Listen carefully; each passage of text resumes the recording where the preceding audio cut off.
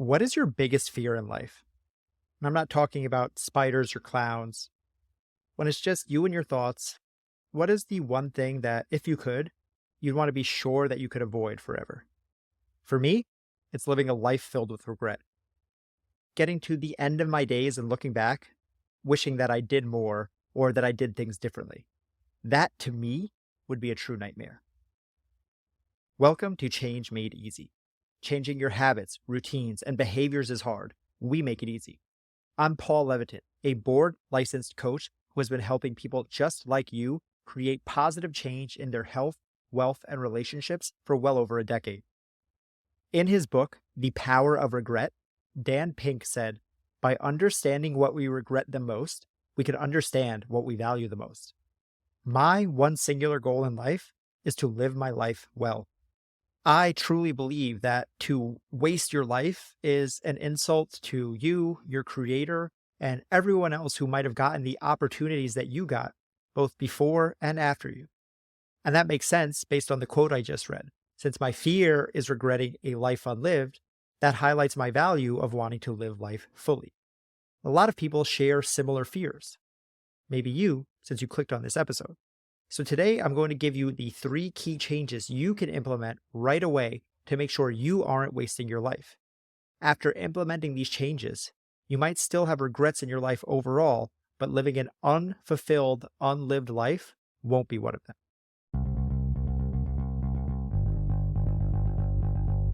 Bonnie Ware wrote a monstrously popular book called The Top 5 Regrets of the Dying. Ware was a hospice nurse who spent a lot of time with dying folks in the last months, days, weeks, even seconds leading up to their last breath. The book is her memoir. It details her life and the lessons she learned during those times. It's great. Definitely recommend you checking the book out. But what was truly impactful about this book is Ware summarized the common themes that she saw pop up over and over when she asked her dying patients about the regrets that they had and what they'd do differently if they could. And what she found was the number one most common regret was, I quote, "I wish I'd had the courage to live a life true to myself." Here's the quote directly from the book. "This was the most common regret of all. When people realize that their life is almost over and look back clearly on it, it's easy to see how many dreams have gone unfulfilled. Most people had not honored even half of their dreams and had to die knowing that it was due to choices they had made or not made." And the thing about a deathbed realization, as Ware said, is it's easy to see when you're looking back. But at that point, it is unfortunately too late. As you know, hindsight is 20/20. I'm sure some of those people had thought, while it was happening, I might regret this one day. But I'd bet that far more thought that they were making the right decision in the moment, and it was only through the power of hindsight that they saw that they had made a mistake. So my hope for you is that you don't have to wait until your literal last minute, and that you're able to take control of your life now, not when the credits are about to roll. So today I'm going to list out the 3 key mindset shifts that, if you implement them successfully, will allow you to live your life fully without the regret that you didn't live up to your fullest capacity. I am so pumped to tell you about my partnership with My Body Tutor. My Body Tutor is the world's leading nutrition coaching platform that helps people find their healthy weight and keep it forever through sustainable habit change. If you listen to this show, you know that we do not suffer from a lack of information. Most people know what they need to change. The problem is actually sticking to it long enough to see results. When it comes to diet, exercise, and getting in shape, My Body Tutor solves this problem by giving you customized plans, one-on-one coaching, and daily accountability. As a bonus for you, they are offering $50 off your first month. What makes My Body Tutor so unique is they offer daily accountability with a real human coach. That's someone to check in with you, talk to, plan with, someone who can help you when things are going hard. It's not ChatGPT, it's not some algorithm. This is a real human. I know because I'm one of them. I have been working with My Body Tutor as one of their tutors since 2020. With so much nonsense and misinformation and just bad actors out in the health and wellness space, My Body Tutor is helping people the real way. They are changing lives. I've seen it firsthand, and I'm honored to be a part of it. Check out mybodytutor.com, where you can see hundreds of testimonials and reviews. And remember, listeners of this show get $50 off their first month. Just click the link in the show notes or go to mybodytutor.com and tell them Paul from Change Made Easy sent you in your intake questionnaire, and you'll automatically get a huge discount. On top of that, they offer a money-back, risk-free guarantee, so this is really a no-brainer. And like I said, I really do work for them. So if you've ever wanted to work with me personally, you can even request to have me as your body tutor. How cool would that be? Once again, just say Paul sent you and get $50 off your first month, start with no risk, and see how the power of a coach with daily accountability can literally change your life. So the first key shift is from mindless to mindful. This one has to do with consumption. In the modern world, we have a hyperabundance of options at any given time. Kids today literally don't know what it's like to have nothing to do. At the first sign of even the slightest bit of boredom or discomfort sneaking in, you have your devices right there to pacify you, both figuratively and literally. And the issue with this, aside from being literally impossible to sit with your own thoughts or be bored for even a moment, which is a whole different conversation, but the issue is how mindlessly and thoughtlessly you can slip into a mode of reactivity. You live in a world of mindless consumption. You can get sucked into the infinite scroll of Instagram, TikTok, Facebook, YouTube, whatever it is, without planning or even thinking about it, and boom, 2 hours of your life just gone. At no other time in history prior to the last few decades has it been possible to just lose time like this, literally. Consumption turns off the part of your brain that is thinking and looking for answers. And that's why it feels good, but it's also why it's terrible for you. A lot of people have commented on this, pointing out that humans are at our highest spiritual level when we are creating rather than consuming, which I agree with. Every great person in history is remembered because of something they created, an invention, art, even just an idea. No one is remembered for consuming the most. And you might think, well, I'm not a creator, but it's not about that. You might not be a master YouTuber, but that's not what creating is about. Creating is just about taking something that exists in your head and sharing it with the world. So yes, social media, content creation, but also building a business, also singing a song, journaling, dancing, just joking with your friends and making other people laugh. These are all ways to create. And when you create, you are fulfilling your soul's highest purpose.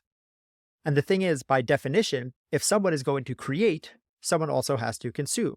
So that's not to say that all consumption is bad, hard stop. We need consumers, and sometimes we want to be consumers. There's nothing wrong with that. It's the mindless, thoughtless consumption that is killing you slowly. Unconscious consumption is the enemy. When something is done unconsciously, it means that you are not in control. Higher level thinking is what separates us from every other animal on Earth. And if you let that go so easily, you're giving up everything that makes you human. So what does mindful consumption look like? It's not to say that you can't enjoy your favorite trashy reality TV show or true crime podcast. I love a good brain-melting scroll hole on TikTok or Instagram like the next person. But the key distinction is doing it deliberately. Saying, I'm going to scroll on social media just for fun for 30 minutes is very different than just opening the app and getting sucked in. And you look down and you look up and 2 hours have passed. Even if it's the same 30 minutes, doing for something for 30 minutes by choice versus doing something for 30 minutes by accident is very different. It is the very action of using your conscious choice that makes it go from a waste to something that is impactful. If you choose to do it, it cannot be a waste of time because you chose it. There is no right or wrong way to use your time. That is all up to you. The only way to actually waste your time is to not be deliberate with it. When you do that, the app makers, your boss, your partner, whoever else is controlling your time, and that is a true waste.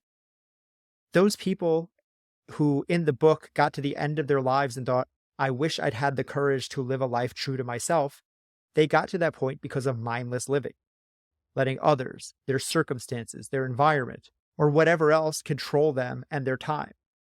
So stepping into mindfulness is the first shift towards living a fulfilled life. The second mindset shift is to go from rushed to paced. This is one that's about how you view time. People love to say, life is short and time is running out. It's some sort of motivational shtick to try to get you to move. But life isn't short. It's the longest thing you'll ever do. And since we never know when things will end, you have unlimited time right up until the moment you don't. At which point, well, probably doesn't matter anymore. So a lot of people are looking at time all backwards. They're rushing everywhere, rushing to get places, and then rushing to get through the thing once they get there. People are in a rush to accomplish their goals, then once they get there, they're in a rush to achieve something else. Or if they don't accomplish their goal, they're in a rush to forget about their misstep and move on to the next thing. People rush their kids to get to college. Then in college, the kid rushes to get a job. And then when they finally get the job they've dreamed of, they're already rushing for the promotion or their next move. It's easy to think that's just how it is. That's how it has to be. But that's not true. Instead of rushing to the end, you need to pace yourself. When someone prepares to run a marathon, they have what's known as their marathon pace. That's how fast they'll run at the actual marathon. But as they're training for the race leading up to it, they don't just train by running their marathon pace all the time. They train at different paces for different distances. They might have speed days where they run much faster than their eventual marathon pace. Those days they run at a speed that they could never keep up for a full 26.3 miles. But that's not the point. The point is to improve speed. Then they'll have days where they run farther, but they'll run much slower. They might run twice as far, but at a pace incredibly slower than they're aiming for on race day. And again, speed is not the point. That it's getting used to longer distances. So no matter what training day they're on, whether they're running fast or slow, shorter or farther, they are running with a deliberate pace. It's calculated, and it's for a specific reason. Even if the goal is to increase overall speed on the day of the race, they do not simply run fast all the time. That would be impossible. It would burn them out and have a negative net effect overall. So in that sense, the slow days, the distance days, the rest days are all making them faster. Training different muscles, different aerobic systems. It allows the recovery. It allows a different adaptation so that they can go as fast as they need to when they need to.